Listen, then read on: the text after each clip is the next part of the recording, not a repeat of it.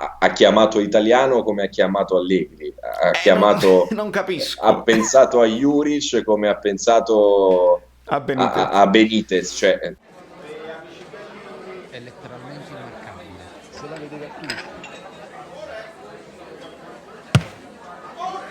Amici bellini, è un onore e un piacere per me oggi presentarvi nella lista che aumenta degli addetti ai lavori l'ottimo Andrea Falco, volto noto ma anche voce nota dell'ambiente dei giornalisti napoletani. Radio Marte, nonché Si gonfia la rete. Grazie Andrea per aver accettato il nostro invito. ma grazie a voi per avermi invitato. È bello sapere che ti conoscono anche a New York, ma in realtà la comunità, la community, quella reale, però non virtuale, napoletana, sappiamo che è un po' in tutto il mondo. Grazie per Assolutamente. l'invito. Assolutamente, è un onore. Allora, io ho chiamato Andrea, ragazzi, perché lui è uno che, oltre alle opinioni, è uno che porta numeri, che porta dati, e quelli sono difficili poi da confutare. Andrea, Atalanta-Napoli, che partita hai visto? L'Atalanta semplicemente più forte, si poteva fare di più? Dammi un tuo giudizio. Sono vere entrambe, cioè si poteva fare di più, sì, perché il Napoli dell'approccio del primo tempo, no, cioè si poteva fare sicuramente di più, ma che ce lo diciamo a fare? Questa è una squadra che da quant'è, Galerio, che non mette in fila 3 vittorie consecutive, penso che devi andare oltre questa stagione, parliamo di anni ormai, forse dal primo anno di Ancelotti che non si vincono 4 partite consecutive, quindi Vero. purtroppo costa dirlo, ma non siamo più di fronte, ecco i numeri non sono smentibili, non siamo più davanti a una grande squadra, cioè noi continuiamo a pensare il Napoli come una squadra che debba andare in campo la domenica e chi ha davanti asfaltarlo, purtroppo non è, cioè dobbiamo un attimo anche noi capire il momento, oltre a dire quello non è buono, quell'altro è una chiavica, cioè anche calarci un attimo nel momento di una squadra le cui ambizioni in questo momento sono ridimensionate, però che l'Atalanta fosse più forte, considerato il momento di forma, il momento psicologico e i giocatori in campo, perché poi alla fine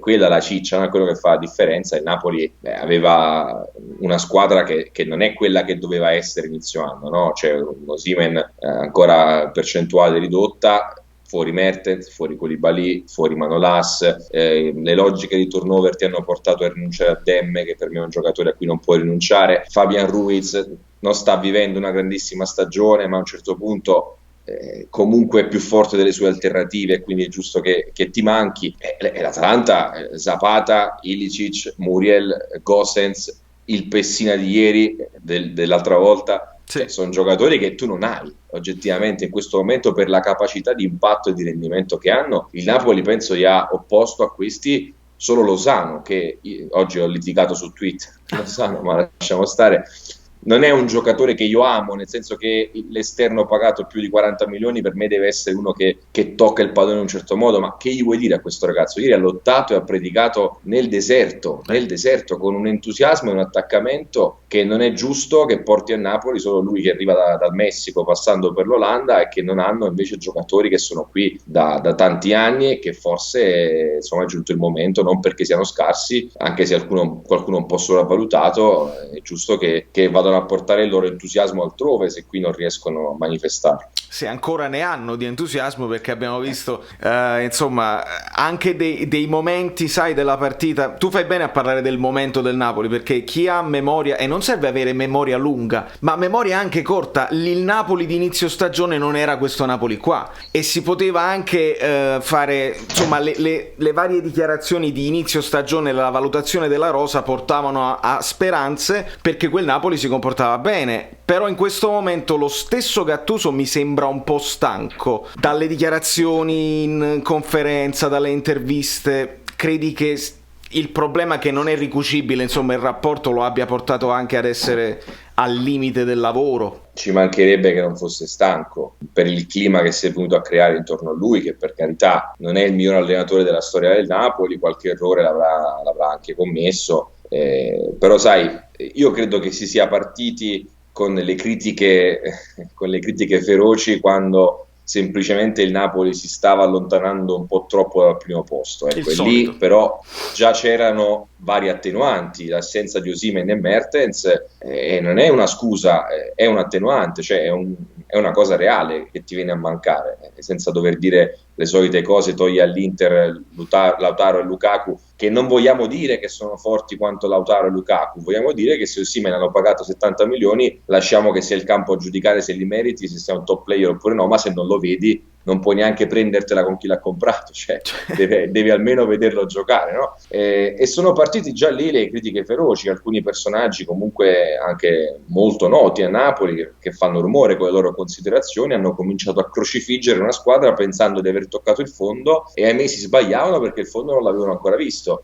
E questo potrebbe succedere anche oggi, potrebbe stare succedendo in questo momento, che pensiamo di aver visto il fondo, eppure ci siamo passati l'anno scorso, voglio dire, l'anno scorso sembrava uno scandalo se il Napoli non dava 4 gol a chiunque, a un certo punto siamo arrivati al punto che il Napoli, se vinceva una partita, era un amen, quando tra l'ultimo periodo di Ancelotti e l'inizio della gestione Gattuso. Io credo che Gattuso sia stato bastonato oltre i suoi demeriti, che oggi sia un uomo un po' a pezzi dal punto di vista professionale, anche perché la società non è che l'abbia aiutato, aveva una bozza di rinnovo del contratto di 3 anni praticamente nel cassetto, c'era anche un abbozzo di firma di precontratto, e passare da ok sei il nostro allenatore per un progetto triennale a ok non sei il nostro allenatore forse neanche domani, è chiaro che ti destabilizzi e questo non aiuti la squadra. Quindi io mi sono detto, per me Gattuso non è il principale responsabile, ma a questo punto se non ci credi mandalo via. E permettimi Valerio, non si è mai visto in nessuna squadra di Serie A che un presidente non mandi via l'allenatore se non si dimette lui, e non parliamo di un allenatore che ha 4 anni di contratto e tu dici cavolo devo pagare lo stipendio per 4 anni, ma parliamo di un contratto limitato al termine di questa stagione e onestamente non si può dire a un allenatore dimettiti, perché se poi non lo mandi via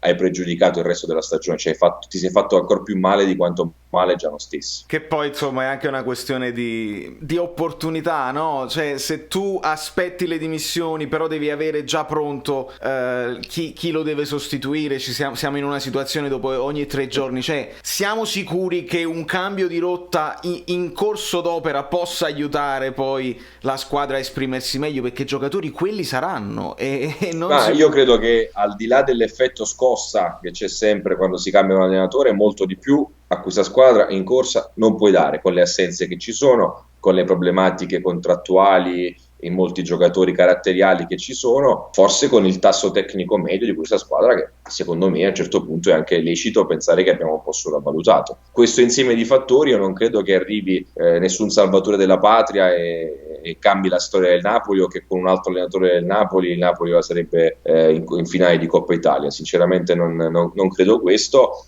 però per quel famoso discorso di prima del fondo che non sai mai quando l'hai raggiunto, meglio forse cambiare, ma a questo punto so per certo che a meno di clamorosi scenari, cioè sabato un'altra sconfitta pesante, Juve che tiene a fare 3 gol a Napoli, spero di no ovviamente, certo. In quel caso devi per forza cambiare, se no De Laurentiis non cambierebbe, anche perché oggettivamente di quelli che vorrebbe lui, sia i profili emergenti che quelli già affermati, che poi anche questo no, ha chiamato Italiano come ha chiamato Allegri, ha chiamato non capisco, ha pensato a Juric come ha pensato a Benitez, cioè vabbè lasciamo stare, però sono tutti allenatori quelli che Allegri non verrà mai a Napoli, tagliamo subito a testa al toro. Spalletti ci verrebbe per il momento della sua carriera, ma già in passato si erano cercati e non si erano trovati, ed era un altro Napoli molto più che ti dava molte più garanzie rispetto a questo, quindi non so se accetterebbe ora. Chi rimane nella lista? Sarri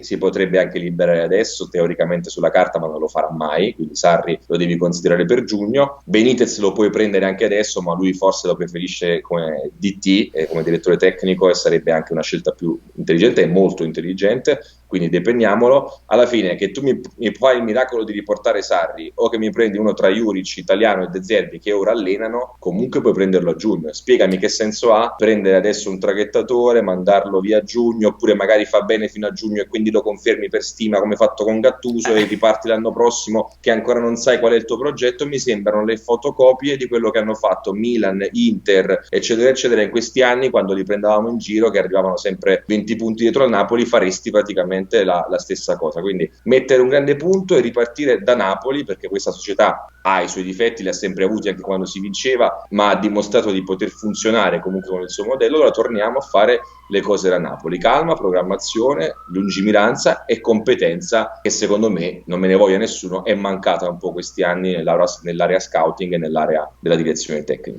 Il parallelo con le milanesi che furono, perché adesso si sono sistemate, è interessante ed è stato sottovalutato in questi giorni, e mi fa piacere che tu l'abbia fatto, perché se guardiamo a 360 gradi capiamo. Scusa Valerio, più. ti interrompo, no? Cosa pensavamo noi del Milan quando prendeva Seedorf e poi Montella e poi Inzaghi, esatto, e poi Gattuso stesso? Cioè, ci chiedevamo da lontano: ma che stanno facendo questi? Mandano via un allenatore importante, magari mettono un emergente, poi lo rimandano, poi lo prendono. L'unica cosa che il Napoli non deve fare, secondo me, è finire in un vortice di quel tipo nei prossimi mesi. E ci dobbiamo anche rendere conto che nel momento in cui tornano le milanesi e la Juventus non molla, perché non molla, la nostra dimensione può e deve essere, perché quella è, lottare per quel quarto posto con l'Atalanta che è forte, la Roma che è forte e la Lazio che è forte. Il Napoli deve essere in grado, per me, di lottare per quello, e non deve essere visto né dai tifosi né dai giocatori che quello è, insomma, è un fallimento il quarto posto, perché noi abbiamo denigrato un secondo posto. Pazzesco. Allora, questo è un ragionamento che fa spesso l'ottimo Paolo Del Genio, con cui condividiamo la trasmissione televisiva a Telea, e mi trovo molto d'accordo. Però questa è una conseguenza ovvia di quando hai i tuoi trascinatori, i tuoi leader, Koulibaly, Insigne, Mertens, Thuram, anche se non gioca, che è gente che sta qui, ha vissuto il Napoli di prima. Vero. Ha vissuto quel sogno, l'ha perso nel modo in cui l'ha perso, e non ha mai avuto la possibilità di ritrovarsi a bordo di un'altra macchina che potesse lottare per qualcosa del genere. E dopo un giocatore del genere o va via, Koulibaly, o va via, o gli costruisci, cioè lo fai ripartire da dove era arrivato. Se si trova a fare 2 o 3 step indietro, ma ragazzi, ma per quanto possa essere un professionista attaccato alla maglia, alla città, ma inconsciamente qualcosa perdi, è oggettivo, perché poi la vita, in qualsiasi sia il nostro settore professionale, si campa di motivazioni, è la nostra benzina. È difficile spiegare oggi a Koulibaly, inserito nella lista del pallone d'oro, che il massimo a cui può ambire è il quarto posto, e paradossalmente il ragazzo, scelto bene, con attenzione dall'area scouting, il nuovo Koulibaly, che non sarà facile da trovare, ovviamente me ne rendo conto, ma è il loro lavoro e sono pagati per farlo, magari ti rende meglio di Koulibaly. Io ho fatto un esempio, un giocatore che in realtà non toglierei mai al Napoli, perché per me è il vero fuoriclasse di questa squadra, salvo qualche alto e basso. Era solo per far capire il ragionamento. Il quarto posto non fa schifo in questo momento, soprattutto ho letto un dato agghiacciante. La media di spesa nel saldo entrate e uscite per squadra di Serie A nell'ultimo mercato di gennaio è stata di 400.000 euro. Sono numeri da Serie C. Non si può fare mercato, il calcio ha perso una barca di soldi, e aggiungere quelli della Champions, che sono sempre uguali, sempre freschi, che non tengono conto, così come non si tiene conto delle perdite, in quel caso non si tiene conto delle entrate, che restano quelli di sempre, fanno la differenza, ma da così a così, rispetto a quello che tu possa fare nella prossima stagione, in cui il Napoli comunque, io credo, ridimensionerà di molto il monte stipendi. Ma attenzione, non è detto che sia una cosa negativa, perché ci sono giocatori che magari oggi non rendono quanto gli stipendi che percepiscono.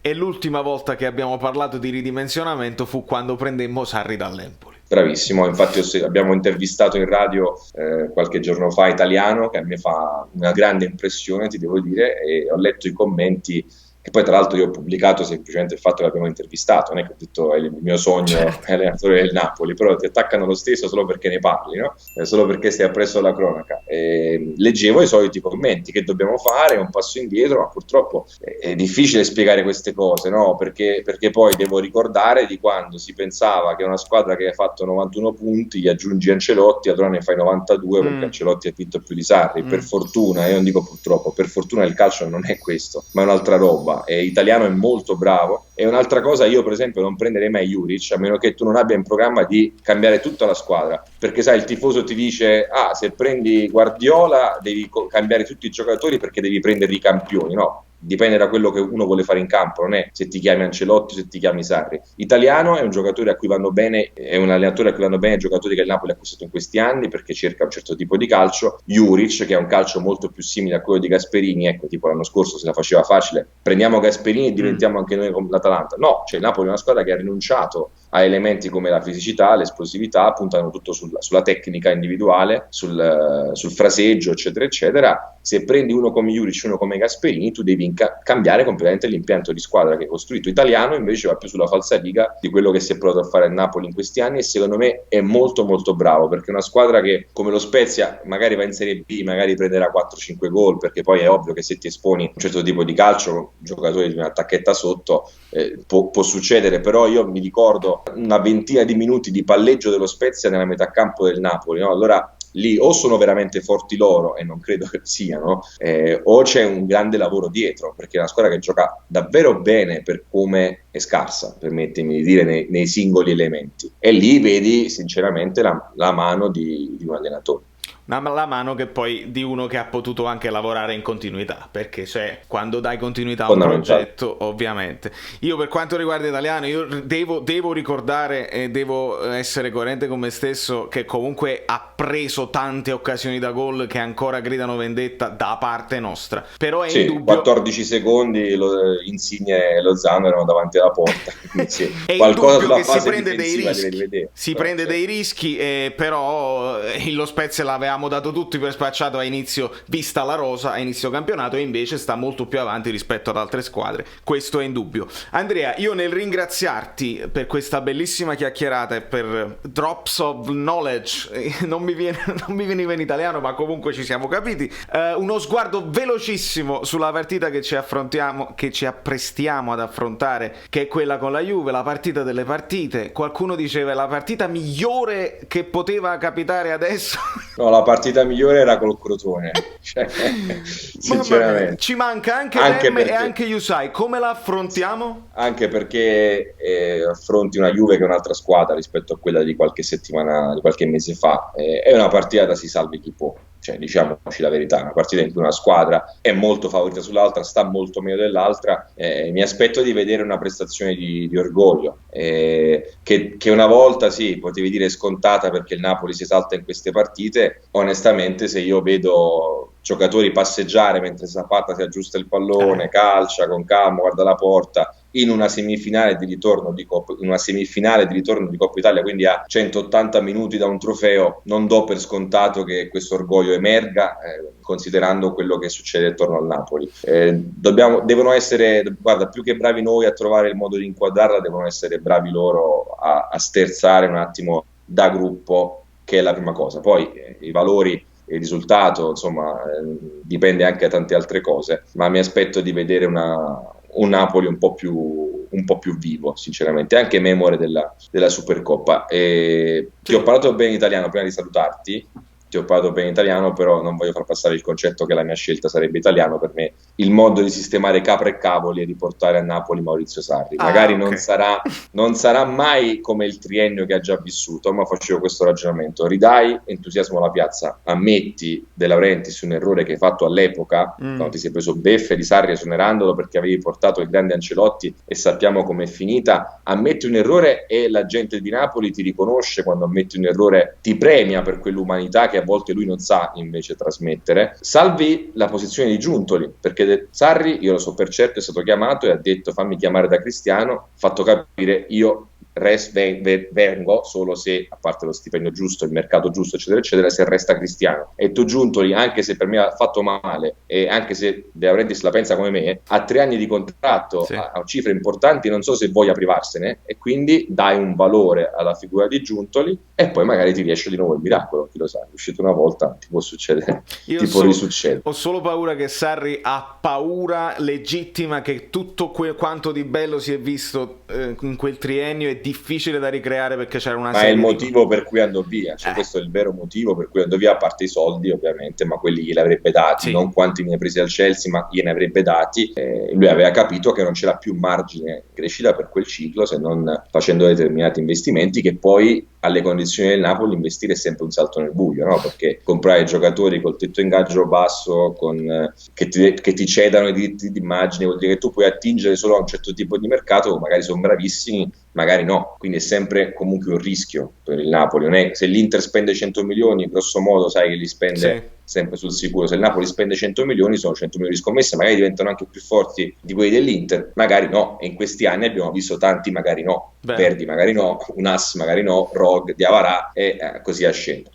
Andrea, io non so come ringraziarti per il tuo tempo e per questo intervento su questo canale. Gli amici bellini sotto nei commenti ti faranno impazzire con i loro complimenti e gli ulteriori spunti se passerai a commentare questo video. Ti ringrazio. O le cazziate, che tutto può essere. Sul web tutto può essere, lo sappiamo. Salutami New York City, che da una vita che vorrei visitare, non sono ancora riuscito, poi quando passo di lì ti chiamo. Esattamente, appena si riaprono le frontiere sei ospite mio. Sei nel quartiere di Notorious B.I.G., quindi ho anche una certa cultura. L'ho letto sul tuo profilo, che c'hai delle citazioni importanti. Grazie ancora. Ciao. Andrea Falco. Amici bellini, siamo arrivati a 5.000, bravi, ma adesso abbiamo un altro obiettivo, sono i 7.500. Dopodiché la giveaway avrà il sapore di magliette un po' diverse. Iscrivetevi al canale, poi c'è stato da Saverio Solo, non mi ricordo come mi chiamo.